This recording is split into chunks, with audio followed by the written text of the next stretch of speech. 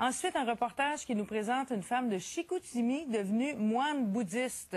Après avoir vu ça, ce qu'on a le goût de faire, c'est de respirer un bon coup et d'être un peu plus zen.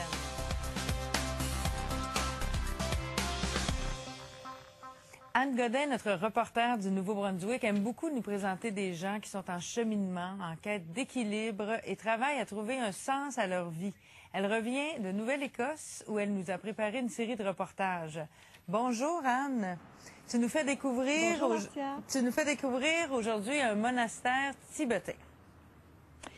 Eh bien oui, et c'est le seul du genre en Amérique du Nord. Et l'histoire, c'est qu'à un moment donné, dans les années, début des années 80, on cherchait un endroit où avoir un monastère bouddhiste tibétain en Amérique du Nord. Et à l'époque, le grand Rinpoché, celui qu'on appelle Chogyam Trungpa Rinpoché, avait entendu parler de cet endroit au Cap-Breton. Alors, il est passé par là, il est vraiment tombé en amour avec la nature, avec l'endroit, et il a décidé que ce serait là où serait le monastère pour l'Amérique du Nord. Parce que, Marcia, il y a des gens de partout qui viennent là pour étudier, pour des retraites. Il y a bien sûr des nonnes et il y a des moines qui y vivent à l'année. Et l'histoire qu'on va vous raconter aujourd'hui, c'est l'histoire de Diane Jocelyne Côté. C'est une Québécoise du Lac-Saint-Jean qui enseignait la philosophie dans un collège et qui a décidé de tout quitter il y a 5 ans pour vivre cette vie de nonne au monastère Campo. Donc, c'est un peu à travers elle qu'on va découvrir cette vie qui, pour nous, je dois le dire, c'est un peu mystérieux. Alors, on y va.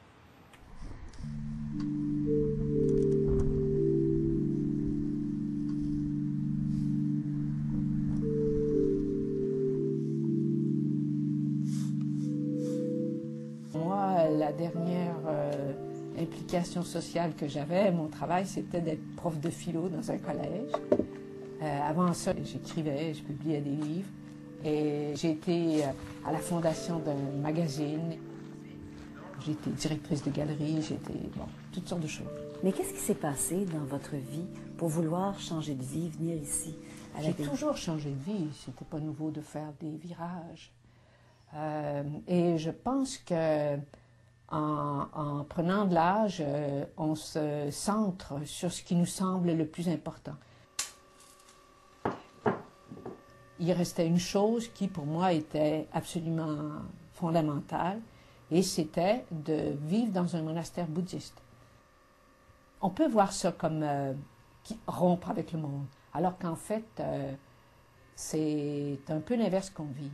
C'est-à-dire que l'entraînement qu'on fait, d'abord, est fait dans un contexte où les gens sont très proches de nous. Vivre dans une collectivité où on travaille, on mange, on dort, et alors toute notre vie est faite avec les mêmes personnes. L'idée de cette vie collective, c'est de nous permettre de diminuer le temps qu'on prend pour les tâches habituelles et nous donner plus de temps pour pratiquer. Donc, ça veut dire l'avantage qu'on a à vivre ici, c'est de pouvoir avoir 5h30 par jour de temps qui est gardé pour la pratique. Le bouddhisme est une science de l'esprit. Donc, connaître l'esprit intellectuellement, ça peut avoir son intérêt, mais connaître son propre esprit, c'est déjà une marche de plus dans sa propre évolution. Le principal travail qu'on fait en étant ici, avec la méditation et avec la vie collective, c'est connaître davantage ce qui est derrière l'ego.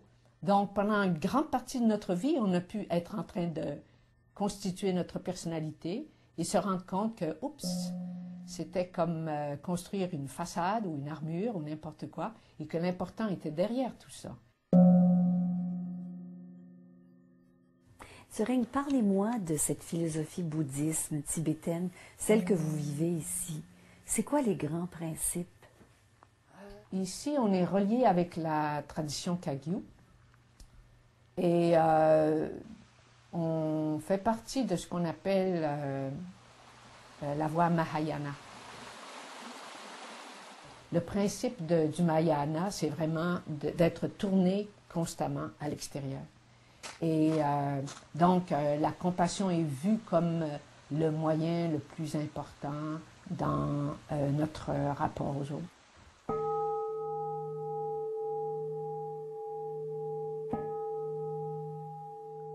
Parlez-moi de la méditation. C'est quoi la méditation? La méditation, c'est la qualité de présence au présent, dans le moment présent.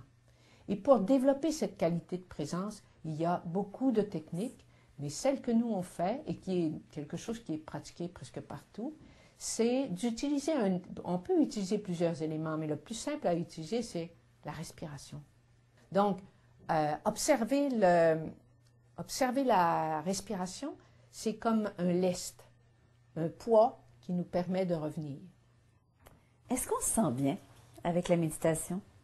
Je dirais que se sentir bien, c'est comme un produit dérivé. Le but n'étant pas de se sentir bien, mais fait dans les faits qu'on se sent bien.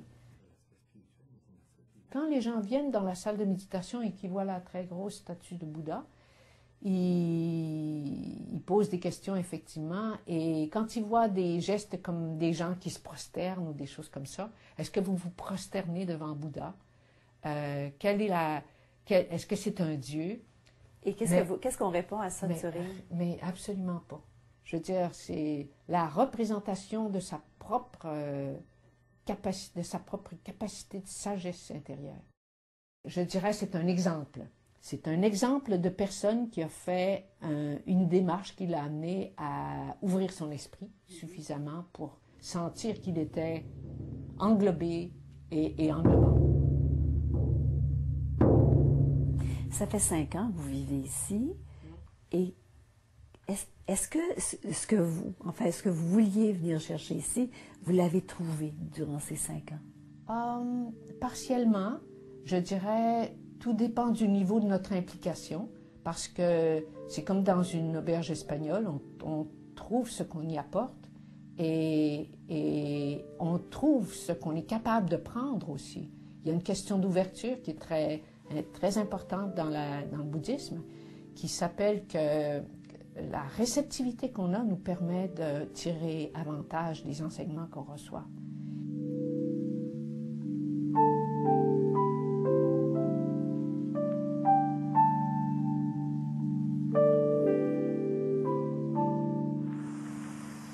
Ça donne le goût d'être zen, n'est-ce pas, Anne? Ben oui, tout à fait. Tu sais que son nom maintenant, c'est Tsering Lemo. C'est son nom de nonne tibétaine, bouddhiste, oui. Si tu veux. Et puis dis-moi, Anne, cette dame-là, est-ce que tu crois qu'elle va être au monastère longtemps encore?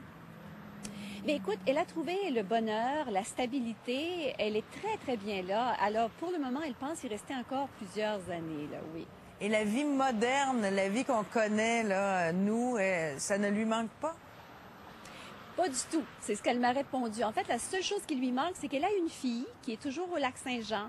Et des fois, elle s'ennuie un peu de sa fille. Mais tu sais que ces moines, ces nonnes-là, elles peuvent quand même sortir de temps en temps. Donc, elle voit sa fille de temps en temps. Mais c'est probablement la seule chose qui lui manque un peu.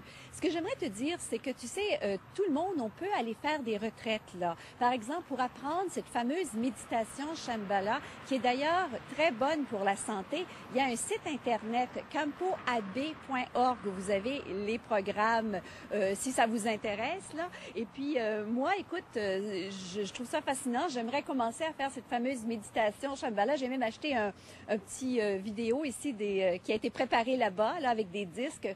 How to meditate. Alors, peut-être que je vais m'y mettre. Mais j'aimerais aussi mentionner qu'il y a des groupes un peu partout au Canada, Shambhala, donc pas loin de chez vous. Vous allez le voir sur le site. Il y a peut-être des endroits où vous pourriez apprendre à faire cette méditation-là. Et on n'a pas besoin de devenir bouddhiste pour apprendre justement à faire de la méditation Shambhala. En tout cas, ça nous fait du bien. Merci beaucoup, Anne. Et quand tu commenceras à faire de la méditation, tu seras un être humain rempli de compassion. Tout à fait, ma chère Marcia. Merci. Tu l'es déjà, mais tu le seras encore plus. Merci.